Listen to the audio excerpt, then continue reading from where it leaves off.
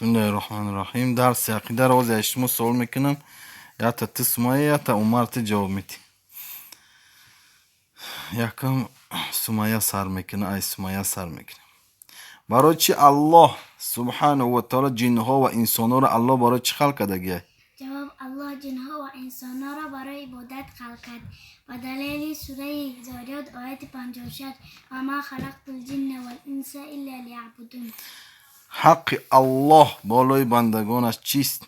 جواب: حق الله بالای بندگانش این است که او را عبادت کنند و هر چیزی را به او شریک نیاریم. و دلیل حدیث بخاری مسلم: حق الله علی العباد ان یعبدوه ولا یشرکوا به شیئا. چگونه الله را عبادت کنیم؟ جواب: همان گونه که الله و پیغمبرش به ما فرمان دادند. و دلیل سوره محمد آیت 33: یا ایها الذین آمنوا اطیعوا الله و اطیعوا الرسول ولا تبطلوا اعمالکم.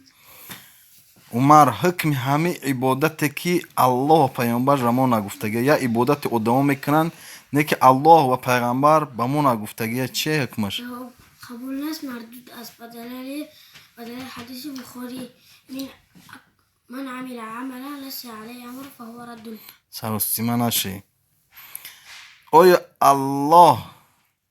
الله را با ترس و امید عبادت کنیم؟ جواب: آیا الله را با ترس و امید عبادت کنیم؟ با دلیل سوره سجده آیت 16. سوره سجده آیتی 16. یدعون ربهم خوفا و طمعا. چرا الله پیامبران را فرستاده؟ جواب: الله پیغمبر را فرستاد تا مردم را به سوی عبادت الله دعوت کنند و شرک به الله نیارند و از طاغوت دوری کنند. به دلیل سوره نحل آیت 36: ولقد بعثنا في كل أمة رسولا أن يعبدوا الله واجتنبوا الطاغوت. ماشاءالله. معنای لا اله الا الله را بگو.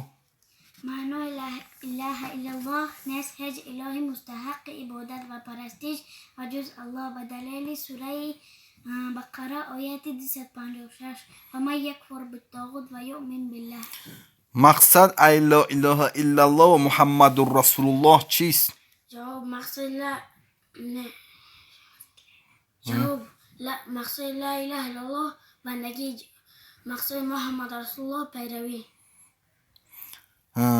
الله کجاست؟ الله ده کجاست؟ الله بالای عرش و روی آسمان هاست. به دلیل سوره طه آیت 5: الرحمن علی العرش استوى. آیا الله با ما است؟ جواب: الله با دیدنش، با شنیدنش، با علمش با ماست. و دلیل سوره طه آیت 46: قال لا تخاف اننی معكما اسمع و ارى. بزرگترین گناه در نزد الله کدام است؟ شرک به خداست. به دلیل سوره لقمان آیت 13.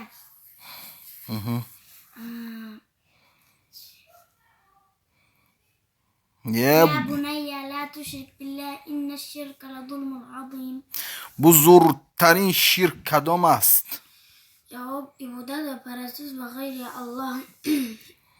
الله. و دلیل حدیث بخاری: این اکبر الکبائر الشرک بالله. آیا الله در آخرت مشرکا و کافرایی که توبه نکرده مردن میبخششو؟ جواب: الله بخشنه. به دلیل سوره نساء آیت 116: ان الله لا یغفر ان یشرک به و یغفر ما دون ذلك لمن یشاء. نوبت نبود. جایگاه مشرکا و کافرا در کجاست؟ جواب: در دوزخ و جنت براشون حرام است. به دلیل سوره مائده آیت 72: انه من یشرک بالله فقد حرم الله علیه الجنه و مأواه النار و ما للظالمین من انصار. آیا مرده ها میشنوند؟ جواب: مرده ها نمیشنوند.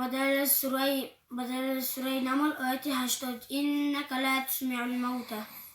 آیا از غیر الله یاری طلب کردن جایزه که بگن یا پیرو مدد یا علی مدد؟ جایزه هم خیلی گفتن. جواب: جایز نیست. به دلیل سوره فاتحه آیت 5: ایاک نعبد و ایاک نستعین. ماشاءالله، بارک الله.